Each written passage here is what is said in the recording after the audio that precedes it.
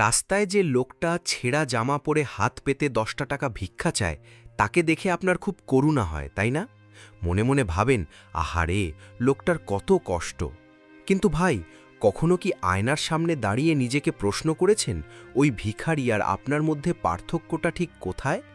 বরং আমি তো বলবো, ওই ভিখারি আপনার চেয়ে 1000 গুণ বেশি সম্মানী। সে অন্তত মানুষের কাছে হাত পাতে অভাবের তাড়নায়, পেট চালানোর জন্য। আর আপনি হাত পাচ্ছেন নিজের নোংরা নেশার জন্য। আপনি আপনার মা বাবার জমানো টাকা চুরি করছেন, বন্ধুর কাছে মিথ্যে বলে ধার নিচ্ছেন, স্ত্রীর গয়না বন্ধক দিচ্ছেন, সবই ওই মোবাইলের স্ক্রিনে কয়েকটা বাজি ধরার জন্য। ভাই, আপনি ভিখারি নন, আপনি তার চেয়েও অধম। আপনি আসলে সমাজের একটা আবর্জনা, যে নিজের পরিবারকে জ্যান্ত কবর দিচ্ছে। শুনতে খুব গায়ে লাগছে? গালাগালি দিতে ইচ্ছে করছে আমাকে? দিন ভাই, মন ভরে গালি দিন, কিন্তু আজকে আমি আপনার ওই মিথ্যে আভিজাত্যের মুখোশটা টেনে ছিঁড়ে ফেলব। আপনি ভাবেন আপনি খুব স্মার্ট, আধুনিক একটা গেম খেলছেন, কিন্তু সত্যিটা হলো আপনি একটা ডিজিটাল গোলাম। কোম্পানিগুলো আপনাকে একটা কুকুরের মতো নাচাচ্ছে, একটা বাজি জিতিয়ে আপনার মাথায় ডোপামিন ঢুকিয়ে দিচ্ছে, আর আপনি সেই নেশায় মত্ত হয়ে নিজের ঘর, বাড়ি, সম্মান সব বিলিয়ে দিচ্ছেন। আপনার কি নিজের সন্তানের চোখের দিকে তাকাতে লজ্জা লাগে না, যখন সে আপনার কাছে একটা ভালো খাবার বা খেলনা চায় আর আপনি পকেটে হাত দিয়ে দেখেন সেখানে শুধু শূন্যতা? কারণ তার হক আপনি কাল রাতে কোনো এক বেটিং অ্যাপে উড়িয়ে দিয়েছেন। আপনি কেমন বাবা ভাই, কেমন স্বামী আপনি? একটা গল্প শুনুন। এক লোক ছিল আপনার মতোই, ভাবত সে খুব চালাক, ভাবত জুয়া খেলে সে তার পরিবারের সব অভাব দূর করে দেবে। সে যখন প্রথম জিতেছিল, সেদিন সে তার স্ত্রীকে একটা দামি শাড়ি উপহার দিয়েছিল। তার স্ত্রী কত খুশি হয়েছিল, কিন্তু সেই খুশি ছিল আসলে বিষ মাখানো টোপ। এরপর শুরু হলো হারের পালা। 1 লক্ষ, 2 লক্ষ, 5 লক্ষ টাকা হারতে হারতে সে যখন একদম নিঃস্ব হয়ে গেল, তখন সে শুরু করলো চুরি। নিজের ঘরের জিনিস, মায়ের চিকিৎসার টাকা, এমনকি তার মেয়ের স্কুলের বেতনটাও সে বাজি ধরল।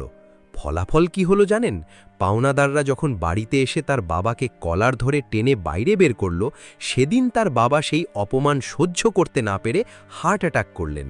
সেই লোকটা আজ রাস্তার মোড়ে বসে কান্নাকাটি করে, কিন্তু তার বাবা আর ফিরে আসবে না। আপনি কি চান আপনার জীবনের গল্পটাও এমন হোক? আপনি কি চান আপনার মা বাবা আপনার অপমানে মাথা নিচু করে দুনিয়া থেকে বিদায় নিক? জুয়ারিরা বলে, ভাই, এটা তো একটা লাক। ধুর মিয়া, কিসের লাক? আপনি আসলে একটা পরিকল্পিত খুনের শিকার হচ্ছেন। কোম্পানিগুলো আপনার মাইন্ড রিড করছে। আপনি যখন হারেন, তখন আপনার মনে জেদ চেপে যায়, আর একবার খেললে সব রিকাভার হবে। এই রিকাভার শব্দটাই হলো পৃথিবীর সবচেয়ে বড় মিথ্যা। জুয়ায় কোনো দিন রিকাভারি হয় না, জুয়ায় শুধু ধ্বংস হয়। আপনি যতবার ভাবছেন ঘুরে দাঁড়াবেন, ততবার আপনি আরও এক ধাপ নর্দমার দিকে এগিয়ে যাচ্ছেন। সমাজের মানুষ যখন আপনাকে দেখে আড়ালে হাসাহাসি করে, যখন আপনাকে কেউ বিশ্বাস করে 10টা টাকা ধার দিতে চায় না, তখন কি আপনার মনে হয় না যে আপনি একটা জীবন্ত লাশে পরিণত হয়েছেন? আপনার স্ত্রী হয়তো এখনও আপনার আশায় বসে আছে, হয়তো ভাবে একদিন আপনি ঠিক হয়ে যাবেন, কিন্তু আপনি কি করছেন? তার সেই বিশ্বাসকে প্রতি রাতে মোবাইলের স্ক্রিনে জবাই করছেন। আপনি যখন হারেন তখন মেজাজ দেখান তার ওপর, তাকে দোষ দেন, অভাবের কথা বলে তাকে মানসিক টর্চার করেন, অথচ আসল অপরাধী তো আপনি নিজে। আপনি কি একবারও ভেবেছেন আপনার এই নোংরা স্বভাবের কারণে আপনার ছোট ছোট সন্তানরা সমাজে কতটা হেয় প্রতিপন্ন হচ্ছে? তাদের বন্ধুরা যখন বলে, তোর বাবা তো একজন জুয়ারি, তখন সেই ছোট কলিজাগুলোতে কতটা রক্তক্ষরণ হয় সেটা বোঝার ক্ষমতা কি আপনার আছে, নাকি জুয়া আপনার বিবেককেও গিলে খেয়েছে? আসলে সমস্যাটা টাকার নয় ভাই, সমস্যাটা হলো আপনার মানসিকতার। আপনি কাজ করতে ভয় পান, আপনি চান শর্টকাটে সব পেতে, কিন্তু মনে রাখবেন, ঘাম ঝরিয়ে কামানো 1 টাকা আর জুয়া খেলে জেতা 1 লক্ষ টাকার মধ্যে আসমান জমিন পার্থক্য। পরিশ্রমের টাকায় বরকত থাকে, শান্তি থাকে, আর জুয়ার টাকায় থাকে অভিশাপ। সেই অভিশাপ আপনাকে কোনো দিন শান্তিতে ঘুমোতে দেবে না। আপনি যখন রাতের অন্ধকারে একা বসে থাকেন, তখন কি আপনার নিজের অস্তিত্বকে ঘৃণা করতে ইচ্ছে করে না? মনে হয় না যে কেন এই পৃথিবীতে এসেছিলেন, কেন নিজের সুন্দর জীবনটাকে এমন নরক বানিয়ে ফেললেন? আপনার চারপাশে এখন হয়তো অনেক তথাকথিত বন্ধু আছে যারা আপনার সাথে জুয়া খেলে, কিন্তু যেদিন আপনি একদম পথে বসবেন, যেদিন আপনার পকেটে একটা বিড়ি কেনার টাকাও থাকবে না, সেদিন এই বন্ধুদের কাউকে খুঁজে পাবেন না। সেদিন আপনার পাশে থাকবে শুধু আপনার ওই বুড়ো মা বাবা আর আপনার অবহেলিত স্ত্রী, যাদের সারা জীবন আপনি শুধু কষ্টই দিয়ে এসেছেন। ধিক্কার জানাই আপনার এই তথাকথিত স্মার্টনেসকে। আপনি নিজেকে রাজা ভাবেন, কিন্তু আসলে আপনি একটা শৃঙ্খলে বন্দীকৃত দাস, যে শৃঙ্খলটা আপনার নিজের হাতেই তৈরি। আপনার কি এখনও মনে হয় আপনি সমাজের আবর্জনা নন? তাহলে প্রমাণ করে দেখান। আপনার ফোন থেকে এখনই ওই সব কুফা অ্যাপ ডিলিট করুন। যে সিম দিয়ে এই কাজ করেন সেটা ভেঙে নর্দমায় ফেলে দিন। পাওনাদারদের তালিকা করুন এবং ছোট ছোট কাজ করে তাদের টাকা শোধ করার শপথ নিন। কিন্তু আমি জানি আপনি হয়তো পারবেন না, কারণ আপনার রক্তে এখন জুয়ার বিষ মিশে গেছে। আপনি হয়তো এই ভিডিওটা দেখার কিছুক্ষণ পরই আবার লগ ইন করবেন। কিন্তু মনে রাখবেন ভাই, আজকে যদি আপনি থামতে না পারেন, তবে খুব শীঘ্রই আপনাকে দুনিয়ার সবচেয়ে নিচু স্তরের মানুষের কাতারেই বাকি জীবনটা কাটাতে হবে।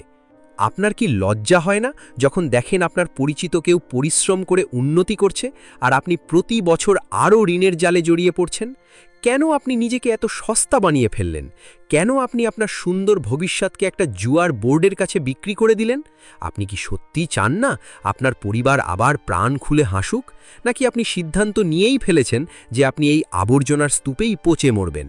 কথাগুলো খুব তেতো লাগছে, তাই না? তেতো লাগবেই। সত্য হজম করা সবার কাজ নয়। আপনি যদি সত্যিকারের পুরুষ হয়ে থাকেন, তবে এই ভিডিওর কথাগুলো আপনার কানে বিষের মতো লাগবে, আর সেই বিষই হবে আপনার ঔষধ। আপনি যদি নিজেকে বদলাতে চান, তবে আপনাকে প্রথমে এটা মেনে নিতে হবে যে আপনি এতদিন ভুল পথে ছিলেন। আপনাকে মেনে নিতে হবে যে আপনি একজন হাড়ের নেশায় মত্ত অসুস্থ মানুষ। সুস্থ হওয়ার প্রথম ধাপ হলো নিজের রোগটা স্বীকার করা। আপনি কি রাজি আছেন নিজের এই রোগটা স্বীকার করতে, নাকি আবার ওই মিথ্যে অহংকারের চাদর গায়ে দিয়ে অন্ধকারের দিকে হাঁটবেন? এখনও সময় আছে ভাই, সব শেষ হয়ে যায়নি। আপনি নিঃস্ব হয়েছেন ঠিকই, কিন্তু আপনার জীবনটা তো এখনও আছে। ঋণের টাকা শোধ করা সম্ভব, হারানো সম্মানও ফিরে পাওয়া সম্ভব, যদি আপনি আজকে এই মুহূর্তে একটা চূড়ান্ত সিদ্ধান্ত নিতে পারেন। কিন্তু যদি আজকেও আপনি দোটানায় থাকেন, তবে মনে রাখবেন আগামী কয়েক বছরের মধ্যে আপনার আপন বলে কেউ থাকবে না। আপনার জন্য কেউ কাঁদবে না, কেউ আপনার কবরে এক ফোঁটা জলও দেবে না। সিদ্ধান্ত আপনার। আপনি কি একজন সত্যিকারের মানুষ হয়ে বাঁচবেন, নাকি সমাজের চোখে আজীবন একটা জুনিয়র ভিখারি হয়ে থাকবেন? ভাই, আবর্জনা পরিষ্কার করতে হলে আগে নিজেকে নোংরা ঘাঁটতে হয়। আপনি কি ভেবেছেন শুধু আফসোস করলেই আপনার জীবন থেকে এই কলঙ্ক মুছে যাবে? কখনোই না। সমাজের মানুষ আপনাকে ঘৃণা করে, কারণ আপনি তাদের বিশ্বাসের অমর্যাদা করেছেন। আপনি যখন কারো কাছ থেকে বিপদের কথা বলে টাকা ধার নিয়ে সেটা জুয়ার বোর্ডে ঢেলে দেন, তখন আপনি শুধু টাকা হারান না, আপনি একটা মানুষের বিশ্বাসকে খুন করেন। আপনার মতো মানুষের কারণেই আজ সত্যিকারের অভাবী মানুষগুলো সাহায্য পায় না। সমাজ আপনাকে কেন আপন করে নেবে? আপনি তো সেই বিষাক্ত সাপ যে কিনা তাকে আশ্রয় দেওয়া মানুষটাকেই ছোমল দেয়। একবার আপনার স্ত্রীর কথা ভাবুন। বিয়ের সময় তাকে কত রঙিন স্বপ্ন দেখিয়েছিলেন। আজ তার চোখের নিচে কালচে দাগ, কপালে চিন্তার ভাঁজ, এ সবই আপনার উপহার। সে হয়তো লোকলজ্জার ভয়ে কাউকে কিছু বলতে পারছে না, কিন্তু প্রতি রাতে বালিশ ভিজিয়ে সে আপনাকে অভিশাপ দিচ্ছে। আপনার কি মনে হয় ওই অভিশাপ নিয়ে আপনি কোনোদিন জীবনে সুখী হতে পারবেন? আপনি যখন বাজি ধরেন, তখন আপনি শুধু নিজের ভাগ্য নিয়ে খেলেন না, আপনি আপনার স্ত্রীর সম্মান আর আপনার সন্তানের ভবিষ্যৎ নিয়ে জুয়া খেলেন। আপনি কি সত্যিই এতটা নীচ যে নিজের রক্তের সম্পর্কের মানুষটাকেও তছনছ করে দিতে আপনার হাত কাঁপে না? জানি এখন আপনার মনে হচ্ছে, ভাই আমি তো আর খেলতে চাই না, কিন্তু ঋণের চাপ আমাকে বাধ্য করছে। মিথ্যে কথা, একদম ডাহা মিথ্যে কথা। ঋণের চাপ আপনাকে জুয়া খেলতে বাধ্য করছে না, বরং আপনার ভেতরের ওই লোভী শয়তানটা আপনাকে বোঝাচ্ছে যে এটাই একমাত্র পথ। আপনি আসলে পরিশ্রম করতে ভয় পাচ্ছেন। আপনি চান এক রাতে সব মিটিয়ে আবার আগের মতো আয়েশ করতে। কিন্তু মনে রাখবেন, শর্টকাট হলো শয়তানের রাস্তা। এই রাস্তায় যারা হাঁটে তাদের শেষ ঠিকানা হয় নর্দমা। আপনার কি এখনও ওই নর্দমা থেকে উঠে আসার ইচ্ছে আছে, নাকি আপনি সিদ্ধান্ত নিয়েছেন যে ওই পচা গন্ধেই আপনি আপনার বাকি জীবন কাটিয়ে দেবেন? আপনি যদি আজ এই মুহূর্ত থেকে নিজেকে বদলাতে না পারেন, তবে লিখে রাখুন, খুব শীঘ্রই আপনার বাড়ির দরজায় পাওনাদাররা তালা ঝুলিয়ে দেবে। আপনার মা বাবাকে বৃদ্ধ বয়সে মানুষের বাড়িতে গিয়ে মুখ লুকোতে হবে। আর আপনার সন্তান, সে যখন বড় হয়ে জানবে তার বাবা একজন জুয়ারি ছিল, তখন সে আপনার নাম নিতেও ঘৃণাবোধ করবে। আপনি কি চান আপনার নিজের সন্তান আপনার কবরে এসে থুতু দিক? যদি না চান, তবে লড়াইটা আজ থেকেই শুরু করুন। যথেষ্ট হয়েছে ভাই, এবার থামুন, এই ধ্বংসলীলা বন্ধ করুন। নিজেকে প্রশ্ন করুন, আপনি কি একজন পুরুষ নাকি একটা মেরুদণ্ডহীন প্রাণী? যদি পুরুষ হয়ে থাকেন, তবে পরিশ্রমের ময়দানে নামুন। জুয়ার ওই রঙিন দুনিয়াকে লাথি মেরে বের করে দিন। হয়তো আপনার আগামী কয়েক বছর খুব কষ্টে কাটবে, হয়তো ডাল ভাত খেয়ে দিন পার করতে হবে, কিন্তু সেই খাবারে অন্তত আপনার পরিবারের চোখের জল মিশে থাকবে না। সেই ঘুমে কোনো পাওনাদারের দুঃস্বপ্ন থাকবে না। মনে রাখবেন, আবর্জনা পরিষ্কার করে ফেলে দেয়, কিন্তু লোহাকে পুড়িয়ে সোনা বানানো যায়। আপনি যদি নিজেকে লোহা মনে করেন, তবে এই আগুনের মধ্য দিয়ে যান। নিজেকে পুড়িয়ে খাঁটি মানুষ হিসেবে গড়ে তুলুন। আমরা আপনার পাশে আছি, কিন্তু লড়াইটা আপনার একার। আপনি কি পারবেন আপনার ভেতরের এই আবর্জনা পরিষ্কার করে আবার মানুষ হতে, নাকি আপনি সেই জুনিয়র ভিখারি হয়েই ইতিহাসে রাস্তা করে হারিয়ে যাবেন? নিজের আত্মাকে জাগিয়ে তুলুন ভাই। সময় শেষ হয়ে যায়নি, কিন্তু সময় থেমেও থাকবে না। আজই সিদ্ধান্ত নিন, আপনি কি ধ্বংস হবেন নাকি ইতিহাস গড়বেন। আপনার উত্তরের অপেক্ষায় রইলাম। লড়াই শুরু হোক আজ থেকেই। শুভকামনা।